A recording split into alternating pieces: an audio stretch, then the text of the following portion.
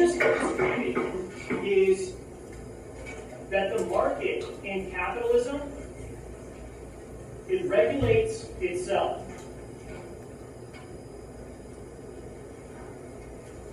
When Becky wasn't doing a good job, the government didn't step in and say, we want other people to go someplace else besides Becky if they have some sort of archaeological project that they need done. That's not the way it worked out.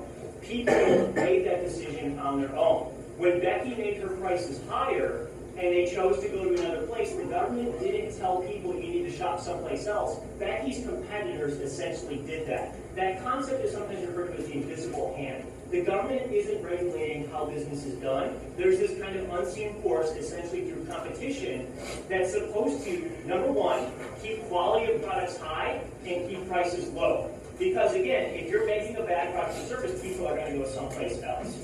All right. Another key component here is competition.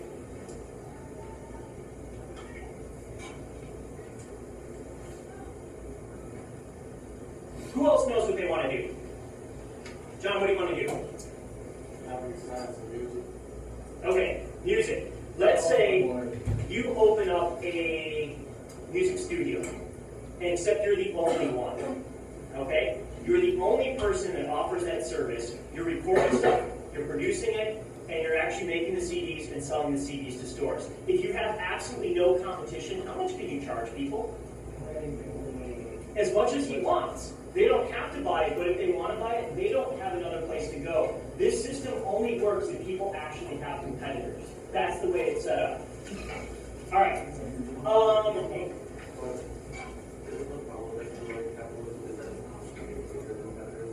Yes. There have been times when companies have gotten too powerful. Yeah, the Rockefellers would be a good example. Carnegie Steel would be a good example.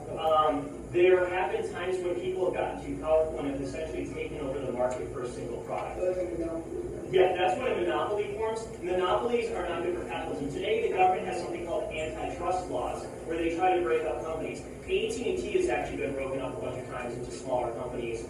Recently, the government tried to sue Microsoft as a monopoly to try to break them up under antitrust legislation. That actually wasn't successful. They didn't manage to break up Microsoft. Trying to think of other ones. Standard Oil, a lot of the oil companies that are around today, a lot of gas stations, originally were part of Standard Oil and are now separate entities. But anyway, monopolies are not good because, again, if they control the entire market for one thing, they get to set the prices and they can make the quality however they want. Okay? All right. Another key trait is in a capitalist society, you are essentially working for you. All right? When Phoebe was writing her books, like she was doing it for her own benefit. So you work for your own benefit.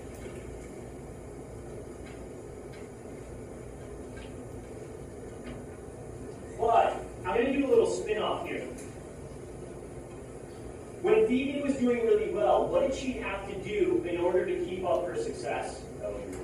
She had to delegate. She had to delegate her workload, so she had to hire people. The spin-off of capitalism is that by working for yourself, it actually benefits the group. Take somebody who opens up a small store. Okay, it's really hard to run a small store by yourself. If you have to put in long hours, you're doing the inventory, you're making all the orders, you're managing the register. Most people have to hire help. They might have opened up that small business to make money for themselves, but by doing that, they actually provided jobs and services and goods for other people as well. So you work for your own benefit, but that also benefits the group.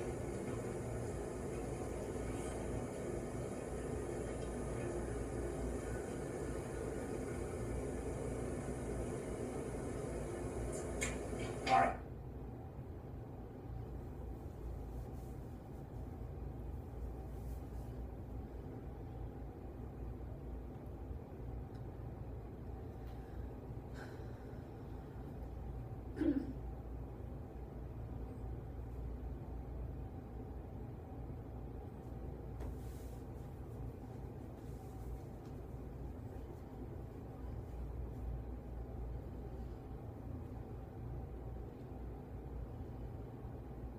Hi, and welcome to the Chapter 22 podcast. This is on the respiratory system. And the respiratory system you can think of as like your lungs, but more importantly, it's how we get oxygen into our blood supply and get rid of carbon dioxide. The picture I want to start with here is a climber on Mount Everest. Mount Everest is so high that the amount of oxygen there is in the atmosphere drops really low. So if you were to somehow transport me right now to the top of Mount Everest, I would instantly pass out. And so climbers who climb Mount Everest have to move up the mountain and down and move up, and that allows their body to acclimatize for that. Now, athletes have figured out this process as well. And so this is Levi Leipheimer. He's from Montana, just like myself. And what he's, I think, finished third in the Tour de France, so a very good bike racer. But what he sleeps in, or I've read that he sleeps in, is something called an altitude tent. And so what an altitude tent does, allows you to sleep at about 9,000 feet of elevation.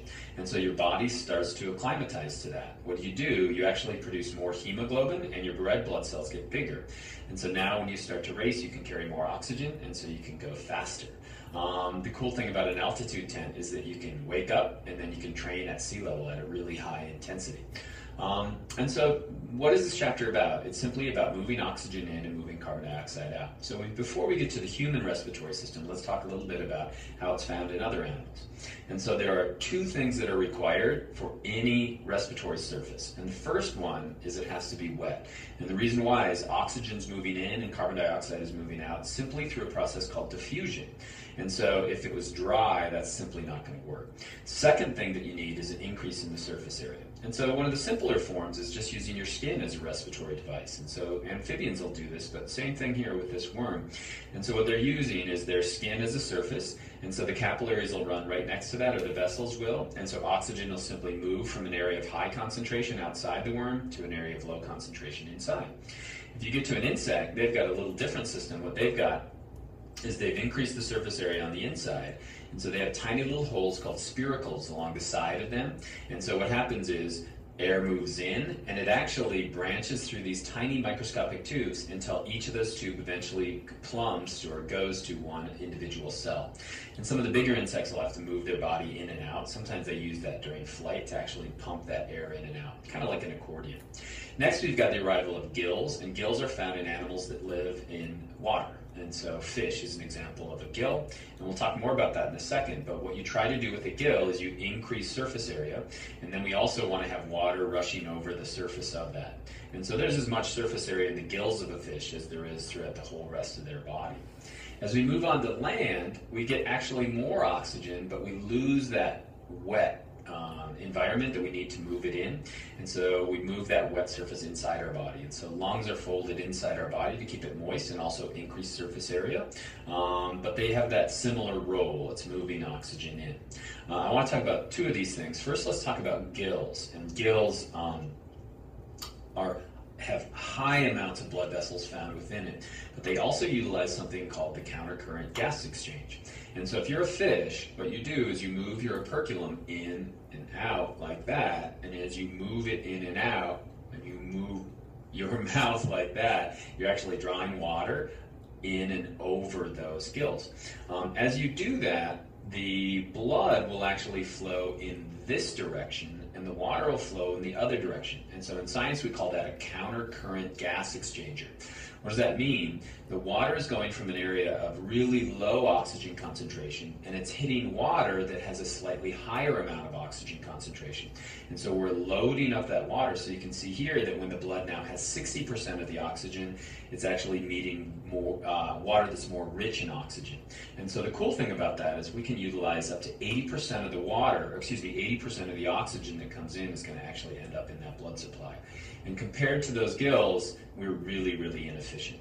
But the nice thing is that when you move on to land, there's way more oxygen.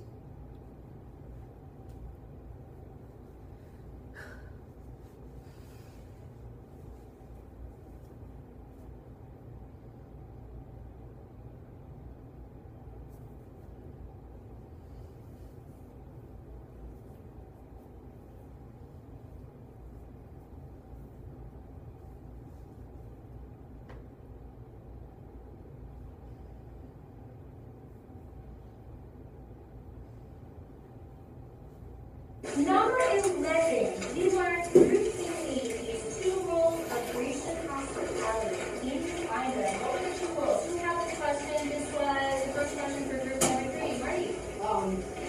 when Jason, the Argonauts arrived, he lets them bathe and eat so they can like look